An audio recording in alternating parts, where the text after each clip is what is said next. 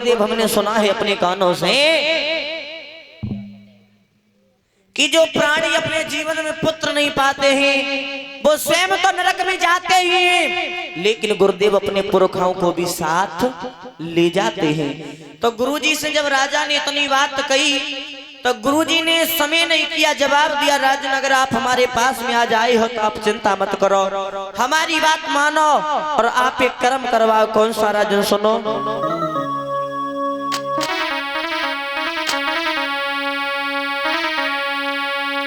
अरे सुनी राजा चितलाए, अरे समय मती पल भर की रे लइए,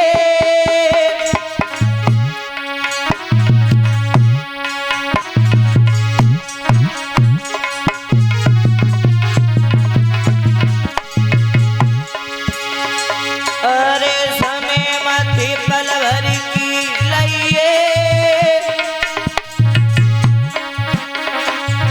और श्रृंगी से तेजाई एक राजा करवाइए। अब तो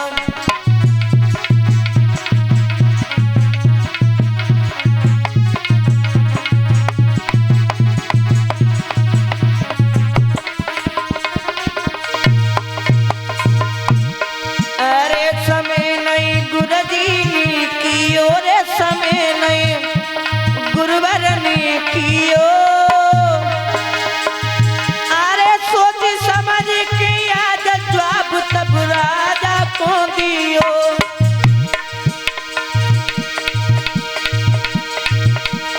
अरे समय नहीं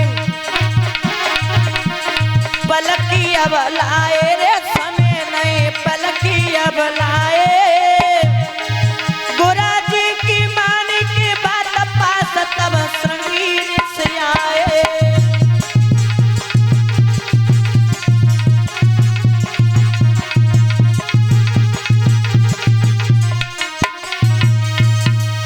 आज गुरुजी ने जवाब दिया कि राजन आप चिंता मत करो, आप हमारी बात मानो, श्रृंगी ऋषि के पास में जाकर के तुम एक पुत्रेष्ट यज्ञ करवाओ। राजन उस पुत्रेष्ट यज्ञ से तुम्हारे घर में एक नहीं बल्कि चार पुत्र पैदा होंगे। और एक बात ध्यान रखना भक्तों, श्रृंगी ऋषि जो थे वो विभांडक मुनि के पुत्र थे और उनका नाम श्रृंगी ऋषि इसीलिए पड़ा क्योंकि उनके सर पे एक सींग था, इसीलिए उनका नाम श्रृंगी ऋषि पड़ा। तो आज महाराज दशरथ ने समय नहीं किया और श्रृंगी ऋषि के पास में पहुंच जाते हैं राजा, और जैसे ही श्रृंगी ऋषि के पास में पहुंचे तो आज दोनों हाथ जोड़ करके श्रृंगी ऋषि से प्रणाम किया, जवाब दिया, गुरुदेव अगर आपकी कृपा हो जाए तो आप हमारा एक पुत्रेष्ट यज्ञ कर दीजिए। पुत्रेष्ट यज्ञ।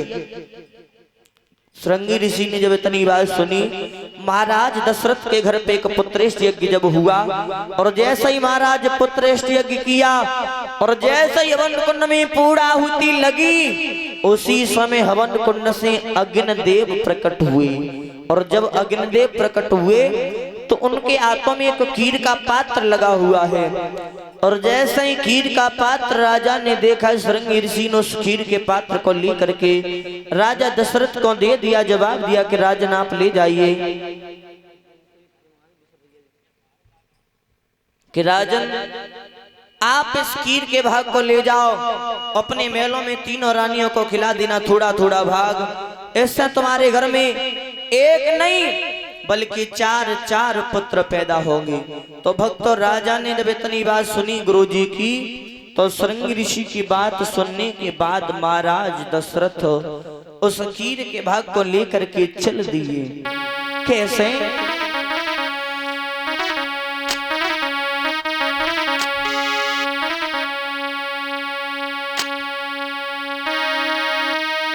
आरे भागा लाओ निज कर अपने, और राजा ने देर लगाई रे,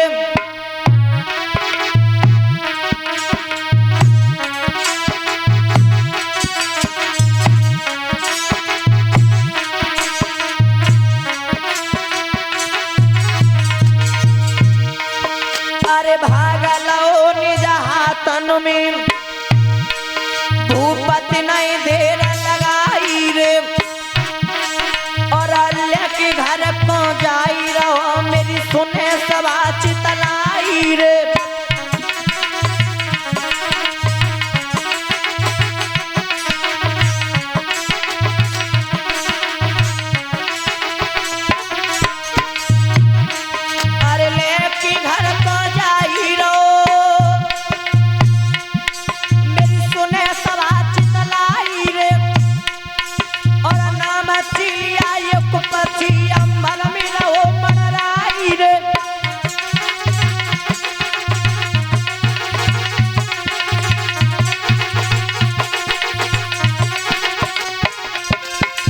ध्यान रखना भगवत श्रोताओ, महाराज दशरथ जो ही उस खीर के भाग को लेकर के अपने महलों की तरफ जा रहे थे, लेकिन विधि का विधान कर्म कौन सा हुआ।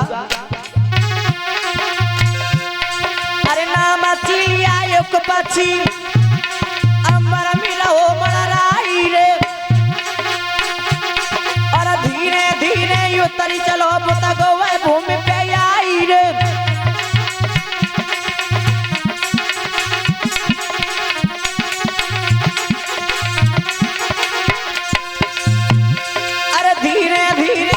चलो वो गवा भूमि पे आई रे और भागा छीन की निज करते पहले गो इधर उड़ाई रे।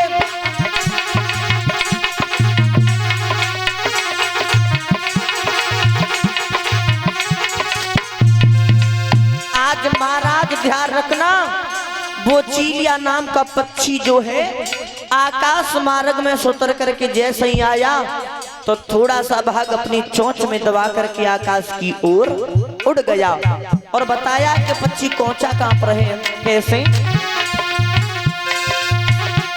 अरे भागा छीनी लो निज करती तैले गो इधर उड़ाई रे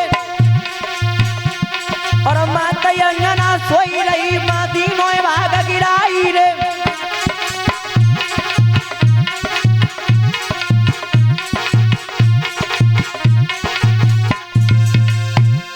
माता अंजना सोई रही तीनों भाग गिराई रे और भागा खाई लो मैया ने सोई माता गरबराई आई रे।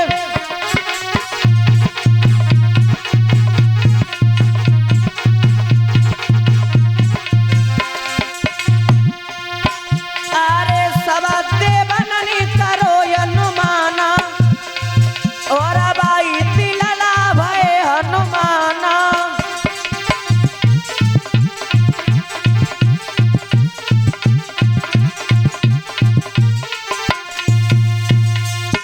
ध्यान रखना श्रोता बंधुओं, महाराज दशरथ जो कीर के भाग को लेकर के जा रहे थे उसमें से थोड़ा सा भाग चीलिया नाम का पक्षी लेकर के आकाश में उड़ गया और वो पक्षी पहुंचा कहां पर है कि जहां पे मैया अंजनी अपनी कुटी को बना करके रहती थी उस जगह पर। और जैसे ही मैया अंजनी की कुटी पे कीर के भाग को गिराया तो मैया अंजनी ने उसे प्रसाद समझ करके ग्रहण किया है और जैसे ही मैया ने उसको भाग को जब खाया धीरे धीरे समय बीत जाने के बाद मैया अंजनी के गर्भ रहा और मैया अंजनी के उदर से पवन पुत्र बजरंग का जन्म हुआ। बोलिए हनुमान जी महाराज की, बोलिए लालपुरी बाबा की, बोलिए शीलमंत महाराज की जय। इधर तो महाराज बजरंग का जन्म हुआ है और उधर महाराज दशरथ खीर के भाग को लेकर के अपने महलों में पहुंच जाते हैं और जैसे ही अपने महलों में राजा पहुंचे तो महाराज ने अपनी तीनों रानियों को थोड़ा थोड़ा भाग खिलाया है। अर्ध भाग कौशल्य दीना ओबे भाग यादे कर दीना। जो खीर का भाग था उसमें से आधा तो रानी कौशल्या को दिया है और जो आधा बचा उसमें से आधा आधा के सुमित्रा को दिया है। और भक्तों जब धीरे धीरे तीनों रानियों ने खीर के भाग को खाया तो धीरे धीरे समय बीत जाने के बाद आज तीनों रानियों के गर्भ रहा। और बताया है कि गुरुजी ने तीनों रानियों के जब गर्भ रहा तो धीरे धीरे समय बीतने के बाद भगवान का अवतार हुआ है। और जब भगवान का अवतार हुआ तो वो समय कौन सा था, लिखते हैं गोस्वामी तुलसीदास बाबा जी।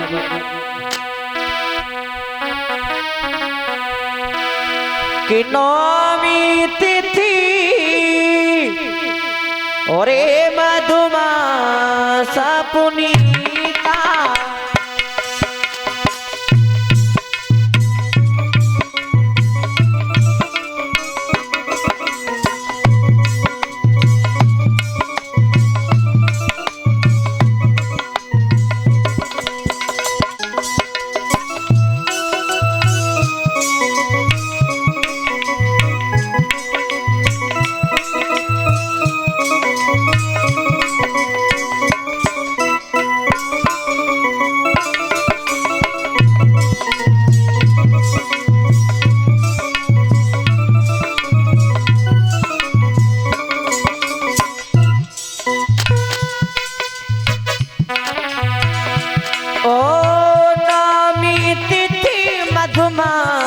पुनीता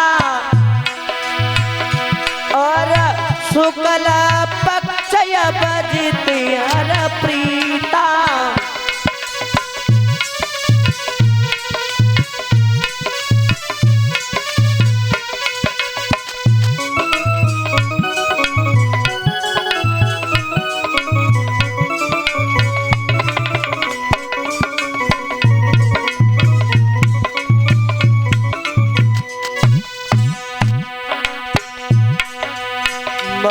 दिवस शीतलयति गामा पावन काल लोक विश्रामा।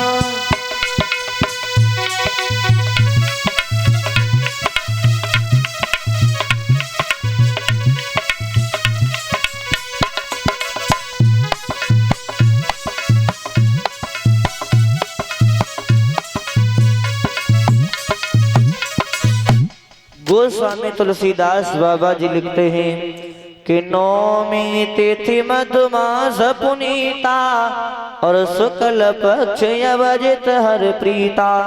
नौमी तिथि को भगवान का अवतार हुआ।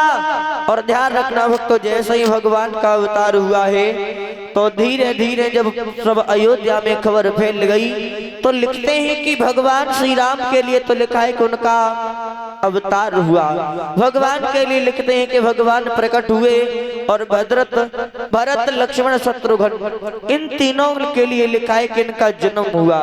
कौशल्या मैया के प्रकट हुए भगवान श्री राम, मैया कैकेयी के पुत्र हुए भरत और सुमित्रा के पुत्र हुए लक्ष्मण और शत्रुघ्न। जब अयोध्या में खबर फैली, महाराज दशरथ को जब पता चला है कि हमारे घर में आज एक नहीं बल्कि चार पुत्र पैदा हुए हैं, महाराज दशरथ बहुत कुछ सोचने लगे बारे समय। एक वो भी दिन था कि हमारे घर में एक भी पुत्र नहीं था और आज हमारे घर में चार पुत्र पैदा हुए। अयोध्या वासी सभी खुश हैं, बधाई गा रही है। महाराज दशरथ दान लुटवा रहे हैं, सभी ताली बजाते बोलने के भगवान का अवतार हुआ है। अरे दशरथ